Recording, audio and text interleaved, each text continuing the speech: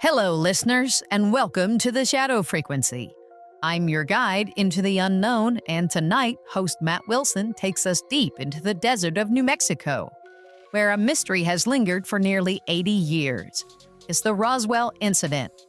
Did a UFO crash in 1947? Or is it all a government cover-up? Buckle up, because the truth is out there, and we're about to chase it.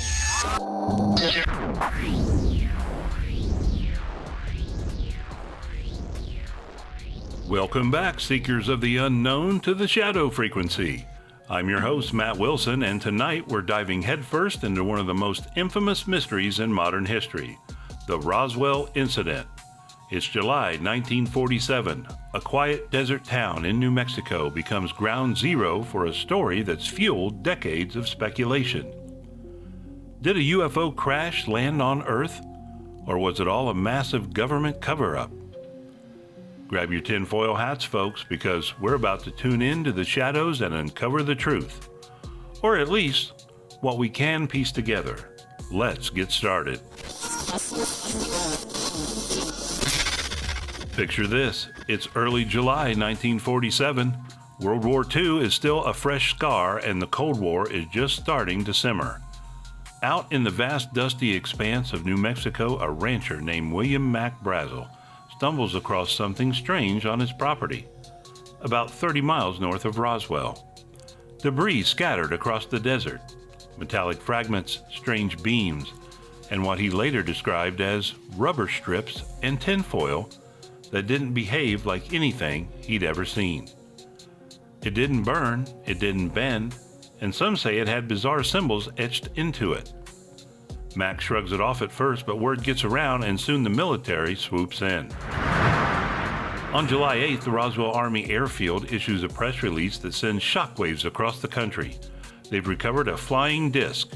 Newspapers go wild. The Roswell Daily Record screams RAAF captures flying saucer on ranch in Roswell region.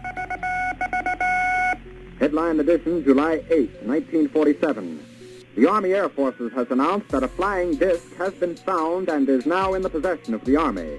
Army officers say the missile, found sometime last week, has been inspected at Roswell, New Mexico, and sent to Wright Field, Ohio, for further inspection. For one glorious moment, it seems like humanity's first confirmed contact with extraterrestrials is here. But then less than 24 hours later, the story changes. The military backtracks. Nope, they say. Just a weather balloon. Case closed. Or is it? Let's break this down. The initial report came from Lieutenant Walter Hott, a public information officer at the base. He wasn't some random guy. He was acting on orders from Colonel William Blanchard, the base commander. These weren't rookies. They were seasoned military men. So how do you go from flying disc to weather balloon in a single day? The official explanation is that it was part of a Project Mogul, a top-secret program used high-altitude balloons to spy on Soviet nuclear tests. Sure, that makes sense, until you start digging deeper. Witnesses started talking. Mac Brazel, he was allegedly pressured by the military to keep quiet. Some say he was even detained. Then there's Jesse Marcel, the intelligence officer who handled the debris. Years later, he went public saying the material was not of this earth. He described metal that was thin as foil, but impossibly strong, and beams with hieroglyphic-like markings. This wasn't your average balloon, folks. And it doesn't stop there. Civilians reported seeing military convoys hauling away wreckage, including some claim alien bodies. A nurse at the Roswell base allegedly told mortician Glenn Dennis about small humanoid corpses with big heads and dark eyes. The classic little green men we all know of from sci-fi. But here's the kicker. After she spoke, she vanished. Dennis said she was transferred and he never heard from her again. Coincidence? Or something more sinister? The government stuck to their story. Weather balloon, end of discussion. But in the 1990s, they released a report admitting the balloon was part of Project Mogul.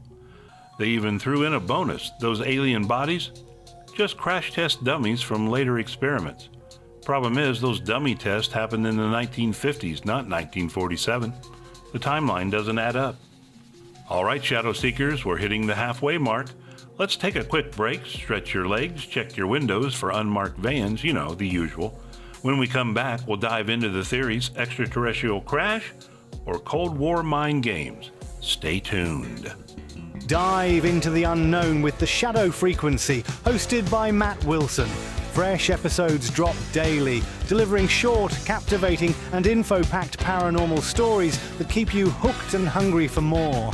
It's the perfect blend of eerie entertainment and mind-bending facts.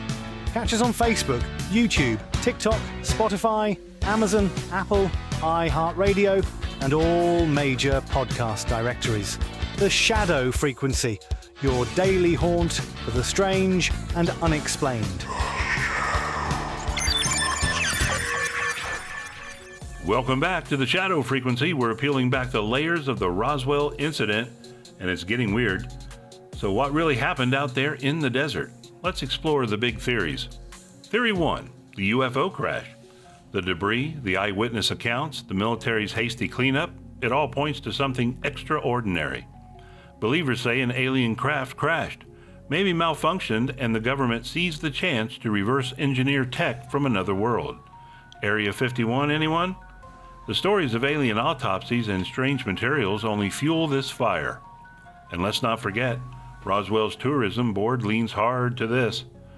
They've got a UFO museum, alien streetlights, the works. If it's a lie, it's one they've embraced. Theory 2, government cover-up, but no aliens. Maybe it was Project Mogul, and the flying disc story was a slip-up they had to bury fast. The Cold War was heating up. Admitting to Soviet spying balloons could have sparked chaos. Throw in some misinformation, silence a few witnesses, and boom, you've got a conspiracy that writes itself. The alien bodies? Could have been rumors or deliberate red herrings to distract from the real secret. Theory 3, and this is my favorite wild card, what if it's both? A real crash, alien or otherwise, masked by a fake balloon story. The government gets to study something incredible while keeping us in the dark. It's the perfect shadow play. So where does that leave us? The Roswell incident is a puzzle with missing pieces. The military's flip-flop, the silenced witnesses, the odd debris, it's too messy to dismiss. I lean towards something strange happening out there, something beyond a balloon. But you tell me, Shadow Seekers, what do you think? UFO crash or government smokescreen? Hit me up in the comments. And hey, like or subscribe wherever you listen. Let's keep this frequency buzzing. That's all for tonight. Keep your eyes on the skies and your ears tuned to the Shadow Frequency. I'm Matt Wilson signing off until the shadows call us back. Thanks for joining us on this journey through the shadows.